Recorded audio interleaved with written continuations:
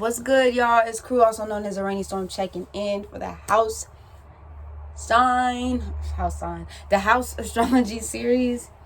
I am your Cosmic Rootwork astrologist specializing in Mars activations as well as North Node and South Node consultations. So if you would like to book a personal reading with me, you can hit me up at araneastorm.wix.com/info, and you can find me on all social media at Araneae Storm. All that info below. Cosmic Work Astrologer. I think I said that, might have, but I'm just going to say it again. Specializing in Mars activations, North Node and South Node consultations. Hit me up. Tapestries, artwork, all that stuff on deck. We're just going to jump right into it for the 8th house for this entire series. And like I said, and I've been saying in the other videos, we'll go more in depth into this stuff on our Patreon. And it has not been approved yet. But when it is approved, like I said, shameless plug, patreon.com/Araneae Storm. So y'all make sure y'all definitely go check that out. All right, so let's talk about the 8th house. What is the 8th house? This is the Scorpio house, the Pluto-Mars house, right? It gets deep right here, all right, when we talk about the 8th house. This is the death and rebirth transformation cycle. You know, this is where things have to be broken, old thought patterns, and things like that. Old thought patterns, old versions of selves, traumatic experience, hidden things, hidden subconscious things that we have buried since childhood. This all is bestowed within the 8th house. All right, secrets, things that, like, once again, things have been hidden, unseen. Your deepest, darkest secrets, or other people's deepest, darkest secrets, lie within this house. Okay. Your soul also too resides in this house. So you have your sun sign, of course. You have your ascendant, right? You know, your personality, the way you appear and come off into the world. Your 4th house, which is like family, home, roots, things like that. Your 8th house is like your soul, like at the at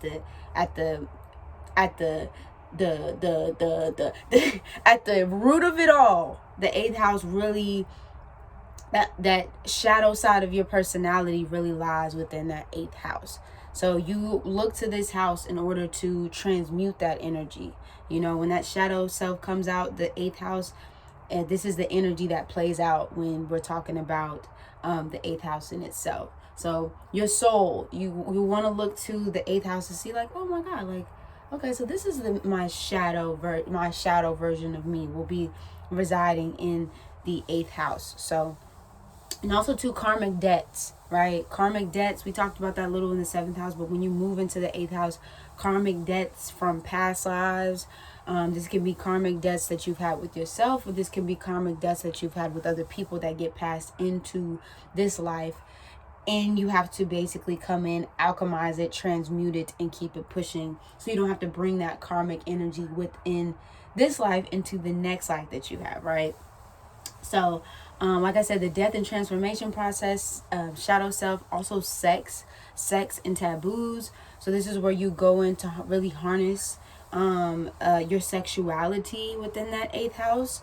Like I said, being able to turn traumatic experiences and alchemize those experiences into something new. Because the thing about the 8th house is like, you can really pull from that energy of the 8th house. You can really pull a lot out from that.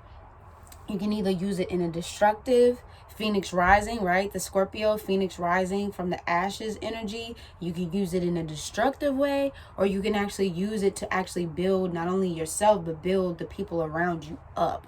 That's what the energy of the 8th house will do. It can transform or transmute for better or for worse. All right.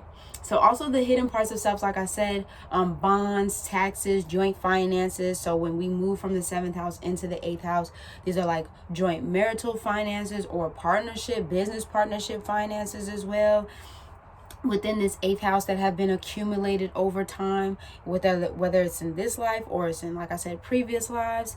Death also too within family members and things, like hidden wills come out in this particular house.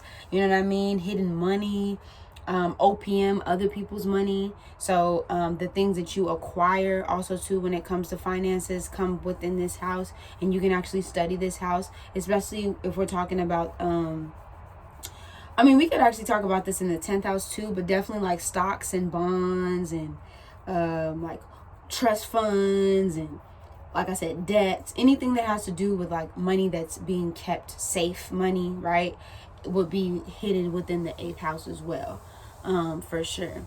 Real estate, inheritance, that's what I was getting at. Inheritances, investments, and things like that can also be discovered within the 8th house.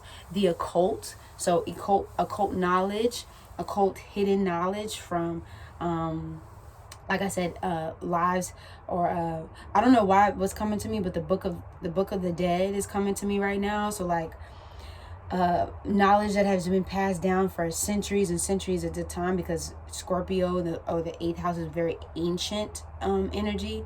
So things that have been passed down from like generations and generations and lineages at a time will definitely be hidden within the 8th house. Emotional depths, right? Emotional deaths, right? So your emotional spirits, your emotional deaths, like I said before, that shadow self comes into play. This emotional death will come, or depths of yourself will come out from the 8th house. And also obsessions and compulsions, right? Because the 8th house, or the Scorpio, can be very obsessive. So these are like your hidden obsessions, like those things that people don't really know about that you might be obsessed with on the low, but that 8th house will show you where people's secrets in their chart lie. So when you really look into somebody's 8th house, you can really see like the things that aren't necessarily on the surface of a person, but that 8th house will definitely show you what's really good. Okay. Planets that are in that house, and as well as what's aspect in that house. So that's a little bit about the 8th house. Like I said, we're going to keep this short and sweet to the point. Next week, we'll be moving into the 9th house through the 12th house. And yeah, let's do it, y'all. You already know what it is. It's Araneae Stone checking in, checking out without a motherfucking doubt. Deuces.